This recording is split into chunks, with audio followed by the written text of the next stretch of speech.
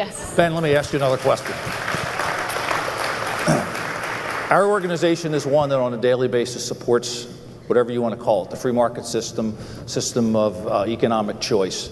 It was disturbing to me, and I think to our organization, when the National Education Association looked at a resolution, I believe it passed one of their committees, that called the free market system one of oppression, but didn't call out other totalitarian regimes.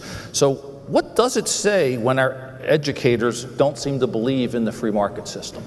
Well, I mean, obviously, I love this question. So I will say that the National Education Association is a very far left group, and so it's not a particular surprise that they're characterizing freedom of the market in that particular way. It also goes back to the conversation we were having earlier about what sort of control parents should have over the education of their own children. There's a reason I send my kids to private school. The notion that capitalism is a system of unfreedom, while government, largesse, is a system of freedom, ignores the fact that somebody actually has to pay the bills. It also ignores the fact that all growth, not some, all growth that has ever happened is a result of capitalism, meaning it is the result of free market transactions in which people consent to services and goods from other people, in which people innovate and make new products. There's a reason that we're not still riding horses and buggies around, and that is because of innovation. It's because of incentive structures. It's because people get to keep the fruit of their own labor and then use those fruits of their own labor in order to invest in things.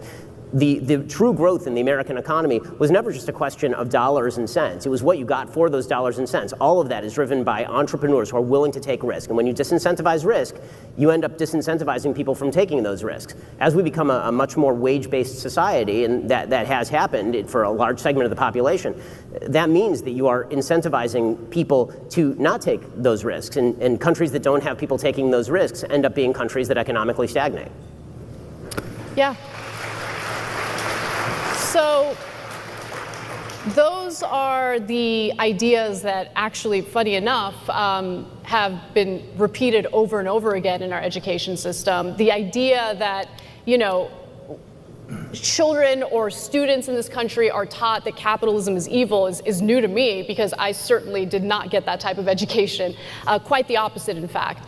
Freedom is an interesting way of framing it, because the fact of the matter is, if you are financially stable, if you are, in the top 10% of this country, for instance, you probably feel incredibly free. You have options, endless options available to you. You probably have a nice nest egg. You have a little bit of that economic freedom.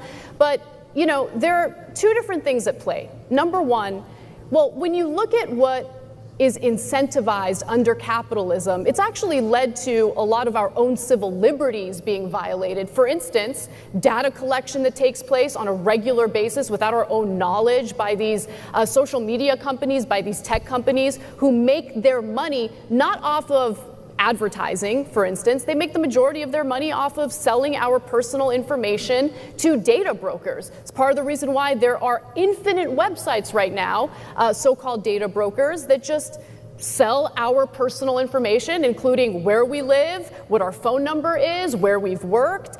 I don't really feel very free when I'm terrified about my own safety because there's a company that's literally making money off of selling my personal information. So there are certain incentives under capitalism that actually do infringe upon our civil liberties and our rights. So that's one thing that I want to note. But the other thing I want to note is, how free do you feel if you're on the precipice of financial ruin, if you can't afford paying for a medical emergency that you're experiencing? What do you do when you don't have health insurance, which tens of millions of Americans right now don't have because of the exorbitant prices associated with it? How free do you feel if you're a wage worker who has not experienced your real wages increase in literally decades? Wages have not kept up with inflation. So how free do you feel when you want to leave your job, but you can't because your healthcare benefits are tied to that work or tied to that job?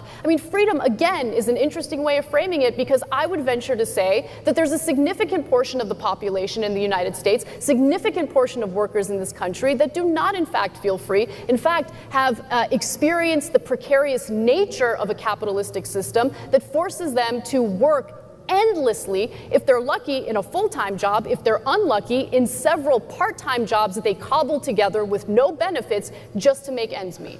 I'll just say I think that there's a bit of a definitional game that's very often played with the word freedom. Freedom obviously has two separate meanings. Isaiah Berlin talked extensively about the difference between positive liberty and negative liberty. What you're talking about are things that people need and things that people want, and that is not the same thing as liberty. I'm talking about what people need. People need health care. I don't disagree that people need health care, but to characterize that as a freedom is a very different thing. If the goal of the government is to provide you the opportunity to seek things, right, then that is not the same thing as the government providing those things to you directly. Nor is it the same thing as the government seizing that thing from one person and giving it to you here. To characterize it as freedom is a real mischaracterization. Again, I'm happy to discuss whether or not we should change the programming here, but I think that the sleight of hand that's played by equating freedom of speech, for example, or freedom from being murdered on the street, or freedom to dispose of your capital as you see fit, to characterize that in the same language that would use to discuss why you need a house, it's a difference in kind. It's apples and oranges. Yeah. So let me just quickly Okay, go ahead. I want to ask you a question. Point, go ahead. Because this idea of taking something from one person and giving it to the redistribution issue, which I think oftentimes is framed inaccurately.